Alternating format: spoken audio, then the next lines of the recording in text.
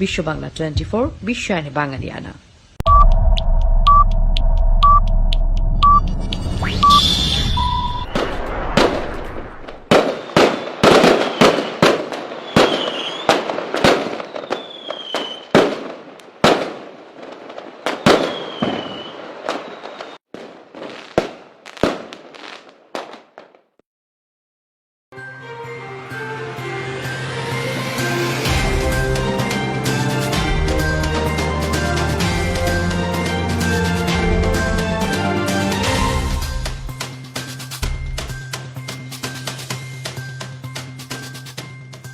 আসসালামু আলাইকুম।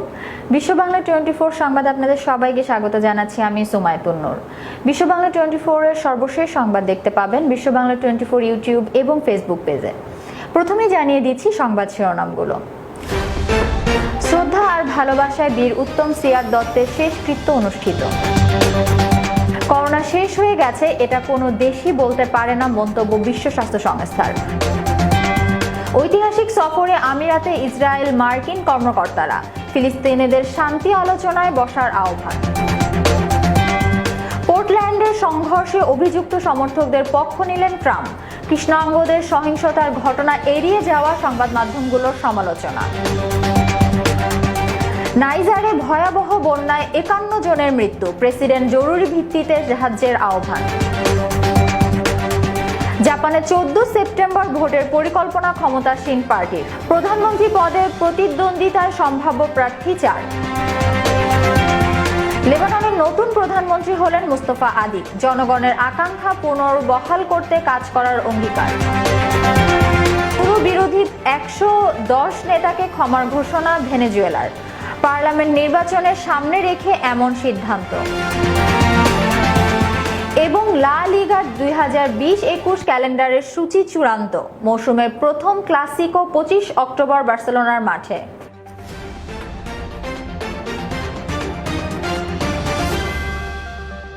এবার বিস্তারিত সংবাদ।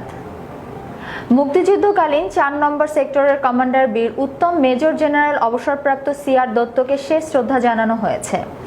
মঙ্গলবার রাজধানীর ঢাকেশ্বরী মন্দিরে তার মরদেহের প্রতি ফুল দিয়ে শেষ শ্রদ্ধা ও ভালোবাসা জানিয়েছেন বিভিন্ন শ্রেণী পেশার মানুষ।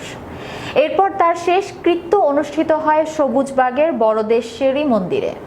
ডেস্ক রিপোর্টে বিস্তারিত। একটি অসাম্প্রদায়িক বাংলাদেশের স্বপ্ন নিয়ে আজীবন লড়াই করে যাওয়া 71-এর রণাঙ্গনের যোদ্ধা বীর উত্তম সিআর দত্তের প্রতি শেষ শ্রদ্ধা জানিয়েছে বিভিন্ন শ্রেণী পেশার মানুষ। মঙ্গলবার সকালে সেনাবাহিনী তত্ত্বাবধানে জাতীয় পতাকায় মুড়ে সিআর দত্তের কফিন নিয়ে যাওয়া হয় ঢাকেশ্বরী জাতীয় মন্দিরে। ঢাকার জেলা প্রশাসক শহীদুল ইসলামের উপস্থিতিতে এই মুক্তিযোদ্ধাকে জানানো হয় রাষ্ট্রীয় সম্মান। গার্ড অফ অনার দেওয়ার পাশাপাশি মুক্তিযুদ্ধের এই সেক্টর কমান্ডারের কফিনে ফুলের শ্রদ্ধা জানায় বাংলাদেশ সরকারের মুক্তিযুদ্ধ বিষয়ক মন্ত্রণালয়। রণাঙ্গনে সহযোদ্ধা আর সাবেক সহকর্মীরা যেমন সিআর দত্তের প্রতি শ্রদ্ধা জানাতে এসেছিলেন, তেমনি এসেছিলেন বিভিন্ন দল ও সংগঠনের প্রতিনিধিরা। ঢাকেশ্বরী মন্দির থেকে তার মরদেহ নিয়ে যাওয়া হয় সবুজবাগের বড়দেশ্বরী মন্দিরে। সেখানে রাষ্ট্রপতি মোহাম্মদ আব্দুল হামিদ ও প্রধানমন্ত্রী শেখ হাসিনার পক্ষ থেকে এই বীরের প্রতি শ্রদ্ধা নিবেদন করা হয়। সে সময় সেনাবাহিনী ও বিজিবির পক্ষ থেকে শ্রদ্ধা নিবেদন ও রাষ্ট্রীয় সালাম প্রদান করা হয়। পরে সেনা প্রধানের পক্ষ থেকে বীর উত্তম সিআর দত্তের ছেলেকে জাতীয় পতাকা হস্তান্তরের মাধ্যমে শেষকৃত্যের আনুষ্ঠানিক সমাপ্তি ঘটে। এর আগে তার মরদেহ যুক্তরাষ্ট্র থেকে দেশে পৌঁছানোর পর সোমবার রাখা হয় ঢাকা সিএমএইচ এর হিমঘরে। মঙ্গলবার সকালে পরিবার ও স্বজনদের শেষ দেখার জন্য কফিন নেওয়া হয় তার বনানী ডিওএইচএস এর বাসায়। 25 আগস্ট যুক্তরাষ্ট্রের ফ্লোরিডার হাসপাতালে চিকিৎসাধীন অবস্থায় মারা যান বীর উত্তম মেজর জেনারেল অবসরপ্রাপ্ত সিআর দত্ত। মৃত্যুকালে তার বয়স ছিল 93 বছর। ডেস্ক রিপোর্ট, বিশ্ব বাংলা 24। করোনা সংক্রমণ রোধে বিধিনিষেধগুলো জারি রাখার আহ্বান জানিয়েছে বিশ্ব স্বাস্থ্য সংস্থা WHO। মহাপরিচালক তেদ্রেসা আধানম গেরেয়াসু বলেছেন, মহামারী এই ভাইরাসটির প্রকোপ শেষ হয়েছে কোনো দেশই এমনটা বলতে পারে না। এক ভার্চুয়াল সংবাদ সম্মেলনে একথা বলেন তিনি। ডেস্ক রিপোর্টে বিস্তারিত। করোনা ভাইরাসের সংক্রমণ নিয়ন্ত্রণে না আইনে পুরোপুরি সব সচল করা হলে তা বিপর্যয় ডেকে আনতে পারে বলে সতর্ক করে বিশ্ব স্বাস্থ্য সংস্থার মহাপরিচালক বলেছেন, ভাইরাসটির প্রকোপ শুরুর পর 8 মাস ধরে বিধিনিষেধ মেনে চলতে চলতে অনেকে ক্লান্ত এবং তারা যে স্বাভাবিক অবস্থায় ফিরতে চাইছে তা সকলেই বুঝতে পারছে। তেদ্দ সাজানো মানুষের অনীহার কথা স্বীকার করে বলেন, আমরাও চাই শিশুরা ক্লাসে ফিরে যাক, মানুষ আবারও ফিরে যাক তার কর্মস্থলে, কিন্তু আমরা দেখতে চাই এই ফিরে যাওয়াটা যেন হয় নিরাপদ ও সুরক্ষিত। সংবাদ সম্মেলনে তিনি আরো বলেন, ভাইরাসটি সহজেই সংক্রমণ ছড়াচ্ছে, ফলে এর বিস্তার নিয়ন্ত্রণে না এনে যদি সবকিছু সচল করে স্বাভাবিক করা হয় তাহলে তা হবে ভয়াবহ একটি বিপর্যয়। ডেস্ক রিপোর্ট, বিশ্ব বাংলা 24। শান্তি চুক্তি ঘোষণার পর সম্পর্ক স্বাভাবিক করার ক্ষেত্রে বড় ধরনের পদক্ষেপের সূচনা করে ইসরায়েলের থেকে প্রথম বাণিজ্যিক ফ্লাইটে ঐতিহাসিক সফরে সংযুক্ত আরব আমিরাতে পৌঁছেছেন যুক্তরাষ্ট্র ও ইসরায়েলের কর্মকর্তারা। যুক্তরাষ্ট্রের প্রেসিডেন্ট ডোনাল্ড ট্রাম্প এবং ইসরায়েলের প্রধানমন্ত্রী বেনিয়ামিন নেতানিয়াহুর শীর্ষ উপদেষ্টাদের আরব আমিরাতে পদার্পণ করেছেন। বিস্তারিত ডেস্ক রিপোর্টে। ইসরায়েলি এলআর এয়ারলাইন্সের একটি ফ্লাইট তেল আবিবের বেন গুরিয়ন বিমানবন্দর থেকে 3 ঘন্টার পথ পাড়ি দিয়ে সৌদি আরবের উপর দিয়ে সরাসরি আরব আমিরাতের রাজধানী আবুধাবিতে পৌঁছেছে। সফরে মার্কিন প্রতিনিধি দলের নেতৃত্ব দিচ্ছেন ট্রাম্পের ঊর্ধ্বতন উপদেষ্টা ও জামাতা জ্যারেড কুশনার এবং জাতীয় নিরাপত্তা উপদেষ্টা রবার্ট ওব্রায়ান। অন্যদিকে ইসরায়েলি প্রতিনিধি দলের নেতৃত্ব দিচ্ছেন দেশটির জাতীয় নিরাপত্তা উপদেষ্টা মির বেন সাব্বাত। কুশনার আমিরাতে পৌঁছে ফিলিস্তিনিদেরকে শান্তি আলোচনায় বসার আহ্বান জানিয়েছেন। তিনি বলেন, ফিলিস্তিনিদের অতীত আঁকড়ে থাকা উচিত নয়, তাদেরকে আলোচনার টেবিলে আসতে হবে, তাদের জন্য শান্তি প্রস্তুত হয়ে যাবে। যখনই তারা স্বাগত জানাবে তখনই তাদের জন্য একটি সুযোগ প্রস্তুত হয়ে থাকবে। সফরকালে কর্মকর্তারা দ্বিপক্ষীয় বাণিজ্য, পর্যটন, অর্থনীতি, বিজ্ঞান এবং সাংস্কৃতিক নানা ক্ষেত্রে সহযোগিতা করা নিয়ে আলোচনা করবেন। দুই দেশের মধ্যে সরাসরি ফ্লাইট চালুর বিষয়টি আলোচনাসূচিতে থাকবে বলে জানিয়েছেন ইসরায়েলের পররাষ্ট্র মন্ত্রণালয়ের মুখপাত্র। 1948 সালে ইসরায়েলের প্রতিষ্ঠার পর থেকে দেশটিতে স্বীকৃতি দিতে যাওয়া মধ্যপ্রাচ্যের তৃতীয় আরব দেশ ইউএই। ডেস্ক রিপোর্ট, বিশ্ব বাংলা 24। যুক্তরাষ্ট্রের পোর্টল্যান্ডের সংঘর্ষের ঘটনায় প্রকাশ্যে অভিযুক্তদের পক্ষ নিয়েছে দেশটির প্রেসিডেন্ট ডোনাল্ড ট্রাম্প। গত শনিবার পোর্টল্যান্ডে ট্রাম্প সমর্থকদের সঙ্গে বর্ণবাদ বিরোধী ব্ল্যাক লাইভস ম্যাটার আন্দোলনকারীদের ওই সংঘর্ষের ঘটনা ঘটে। এ সময় একজনকে গুলি করে হত্যা করা হয়। তবে ট্রাম্পের দাবি, সেদিন তার সমর্থকদের কার্যকলাপ ছিল রক্ষণাত্মক বা আত্মরক্ষামূলক। হোয়াইট হাউসে সাংবাদিকদের সঙ্গে আলাপকালে নিজের এমন মনোভাবের কথা জানান তিনি। এ সময় ডেমোক্রেটিক পার্টির মেয়র ও গভর্নর রয়েছে এমন অঞ্চলগুলোতে সহিংসতার জন্য আসন্ন প্রেসিডেন্ট নির্বাচনে নিজের প্রতিদ্বন্দ্বী জো বাইডেন ও তার মিত্রদের দায়ী করেন ট্রাম্প। সব সময় কৃষ্ণাঙ্গদের সহিংসতার ঘটনা এড়িয়ে যাওয়ার জন্য সংবাদ মাধ্যমগুলোর সমালোচনা করেন ট্রাম্প। এর আগে নিজের শহরে মৃত্যু এবং ধ্বংসলীলা চালাতে দেওয়ার জন্য। তবে ডেমোক্রেট দলীয় প্রেসিডেন্ট প্রার্থী জো বাইডেন বলেছেন, বেপরোয়াভাবে সহিংসতার উস্কানি দিয়েছেন ট্রাম্প। শনিবার ব্ল্যাক লাইভস ম্যাটার্স আন্দোলনকারীদের সঙ্গে ট্রাম্পপন্থীদের মিছিলের সংঘর্ষ হলে গুলিতে একজন নিহত হয়। এরপরই নিজ সমর্থকদের পক্ষ নিয়ে বামপন্থী ও ডেমোক্রেটদের দায়ী শুরু করলেন ট্রাম্প। এখন নিচ্ছি ছোট্ট একটি বিরতি, ফিরছি এক্ষুনি, সঙ্গেই থাকুন।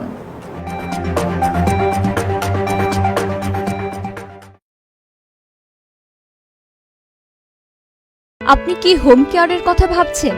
তাহলে আজই যোগাযোগ করুন আমাদের সাথে। আমাদের ফোন নম্বর 7187757852। গোল্ডেন হোম কেয়ার থেকে যে মেয়ে দিয়েছে, ও খুবই ভালো যত্ন নেয় আমার। Health home care agency PCA, HHA ও CDPAP দিয়ে বিশ্বস্ততার সাথে আপনাদের সেবা করে আসছে। আপনজনদেরকে সেবা দিয়ে অর্থ উপার্জন করুন। মহামারী করোনা ভাইরাস থেকে বাঁচতে করণীয়: অপ্রয়োজনে বাড়ির বাইরে যাওয়া বন্ধ করুন, ঘরের বাইরে মাস্ক ব্যবহার করুন, গণপরিবহন এড়িয়ে চলার চেষ্টা করুন, ঘরে ফিরে হ্যান্ড ওয়াশ দিয়ে ভালো করে হাত ধুয়ে নিন, বাইরে পরা কাপড় দ্রুত ধুয়ে ফেলুন, প্রচুর পরিমাণে ভিটামিন সি যুক্ত খাবার খান এবং পর্যাপ্ত পানি পান করুন, ফলমূল সহ যে কোনো শাকসবজি ভালো করে ধুয়ে নিন, ঘর এবং কাজের জায়গা নিয়মিত পরিষ্কার করুন, মন প্রফুল্ল রাখতে নিয়মিত শরীর চর্চা করুন, শিশুদের মানসিক স্বাস্থ্য ভালো রাখতে যে কোনো কাজে তাদের পাশে থেকে উৎসাহ দিন।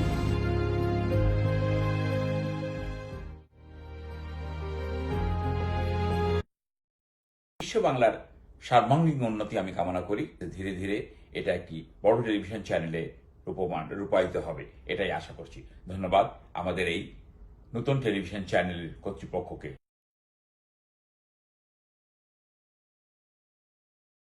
শুভকামনা বিশ্ব বাংলা 24 চ্যানেলকে। আমি যতটুকু জানি এর সাথে যারা সম্পৃক্ততা আছেন, যারা কর্মকর্তারা আছেন, আমি তাদের প্রত্যেকে পার্সোনালি চিনি এবং আমি জানি যে ওনারা প্রত্যেকে ডেডিকেটেড এই চ্যানেলের জন্য, এবং আমি দোয়া করি এবং আশা করি তারা যেভাবে কাজ করছেন এটার জন্য তাদের শুভকামনা এবং সাকসেস আশা করি, এবং আমরা খুব শিগগিরই দেখতে পারবো তাদের একটা পর্যায়ে তারা চলে গিয়েছে। ধন্যবাদ।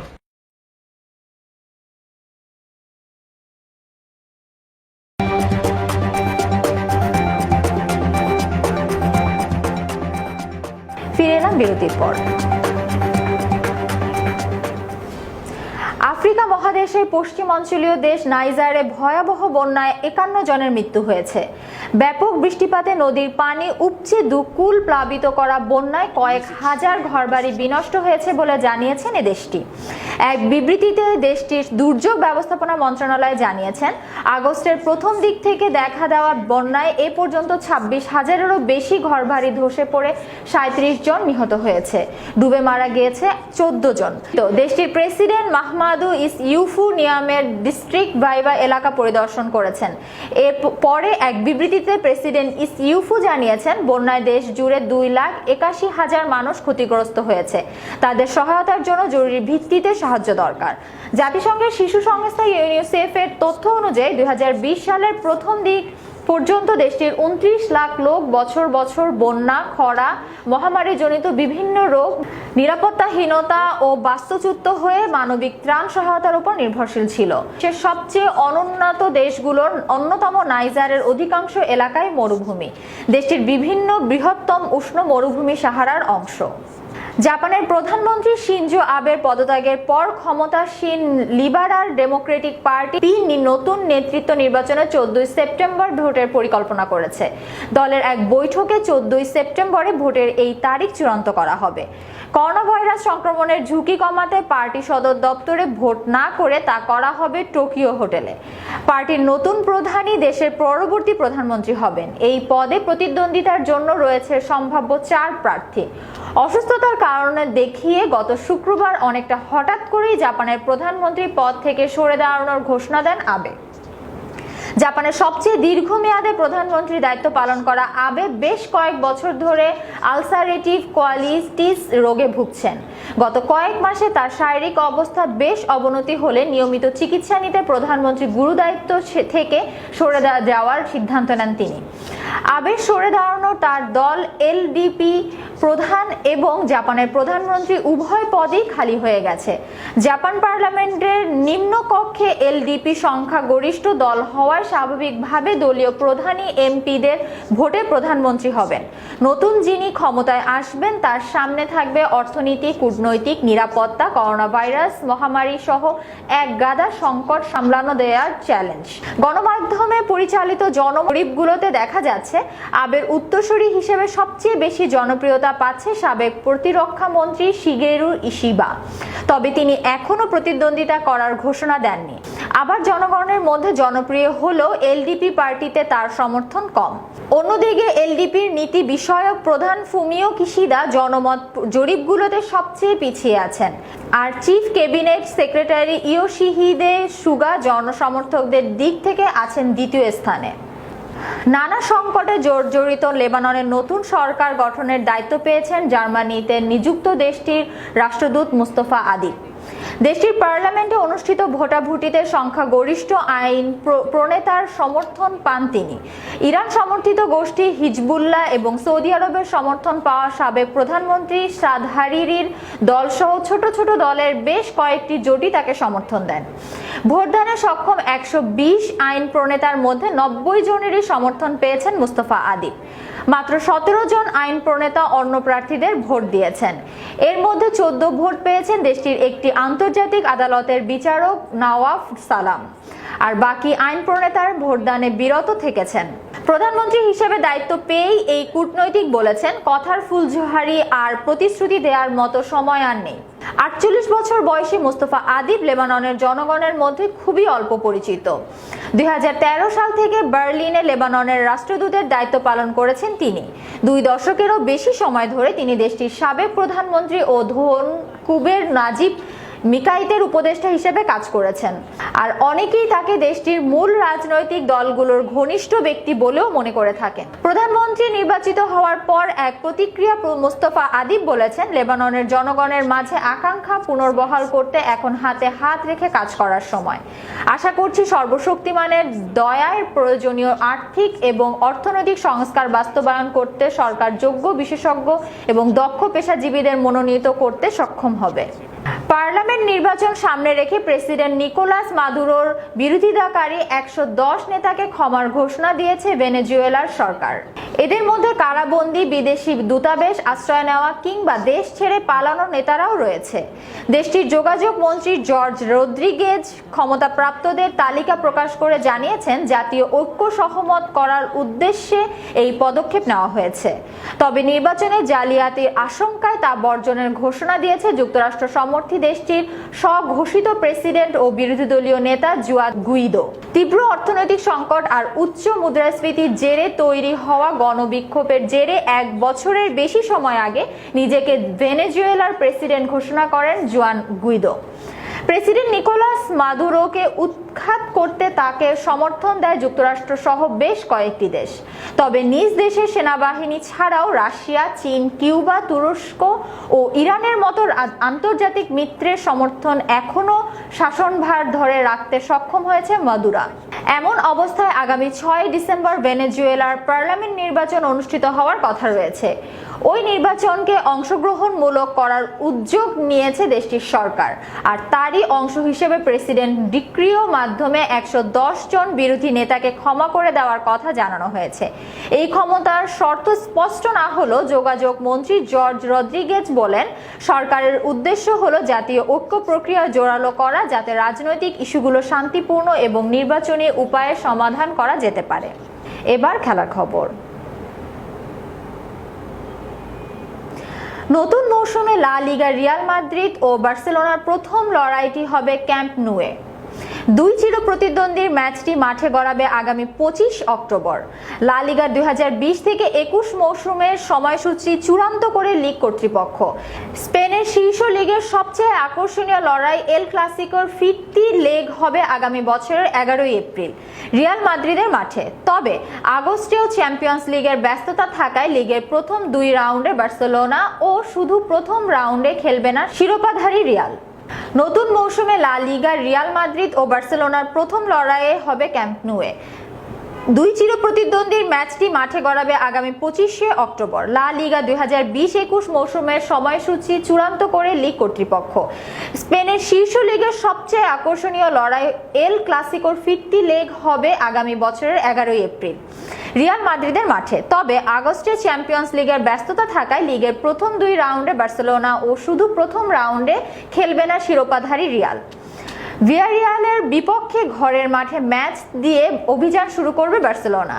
আর রিয়াল প্রথমে খেলবে রিয়াল সোসিয়েদাদের মাঠে। লিগের শেষ রাউন্ড মাঠে গড়াবে আগামী বছরের 23 মে। শেষ ম্যাচে বার্সেলোনা খেলবে এইবারের মাঠে। ঘরের মাঠে রিয়ালের প্রতিপক্ষ ভিয়ারিয়াল। সংবাদ শেষ করার আগে আবারও জানিয়ে দিচ্ছি শিরোনামগুলো। শ্রদ্ধা আর ভালোবাসায় বীর উত্তম সিয়াদ দত্তের শেষকৃত্য অনুষ্ঠিত। করোনা শেষ হয়ে গেছে, এটা কোনো দেশই বলতে পারে না, মন্তব্য বিশ্ব স্বাস্থ্য সংস্থার। ঐতিহাসিক সফরে আমিরাতে ইসরায়েল মার্কিন কর্মকর্তারা, ফিলিস্তিনিদের শান্তি আলোচনায় বসার আহ্বান। পোর্টল্যান্ডের সংঘর্ষে অভিযুক্ত সমর্থকদের পক্ষ নিলেন ট্রাম্প। কৃষ্ণাঙ্গদের সহিংসতার ঘটনা এড়িয়ে যাওয়া সংবাদ মাধ্যমগুলোর সমালোচনা। নাইজারে ভয়াবহ বন্যায় 51 জনের মৃত্যু, প্রেসিডেন্ট জরুরি ভিত্তিতে সাহায্যের আহ্বান। জাপানে 14 সেপ্টেম্বর ভোটের পরিকল্পনা ক্ষমতাসীন পার্টির, প্রধানমন্ত্রী পদে প্রতিদ্বন্দ্বিতায় সম্ভাব্য প্রার্থী 4। লেবাননের নতুন প্রধানমন্ত্রী হলেন মুস্তফা আদিব, জনগণের আকাঙ্ক্ষা পুনর্বহাল করতে কাজ করার অঙ্গীকার। পুরো বিরোধী 110 নেতাকে ক্ষমার ঘোষণা ভেনেজুয়েলার, পার্লামেন্ট নির্বাচনের সামনে রেখে এমন সিদ্ধান্ত। এবং লা লিগার 2020-21 ক্যালেন্ডারের সূচি চূড়ান্ত, মৌসুমের প্রথম ক্লাসিকো 25 অক্টোবর বার্সেলোনার মাঠে।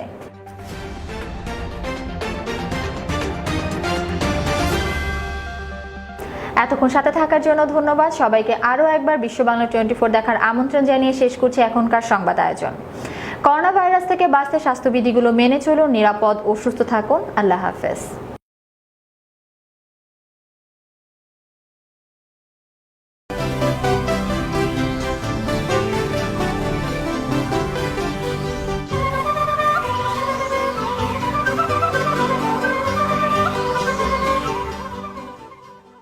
বিশ্ব বাংলা 24 বিশ্বায়নে বাঙালিয়ানা।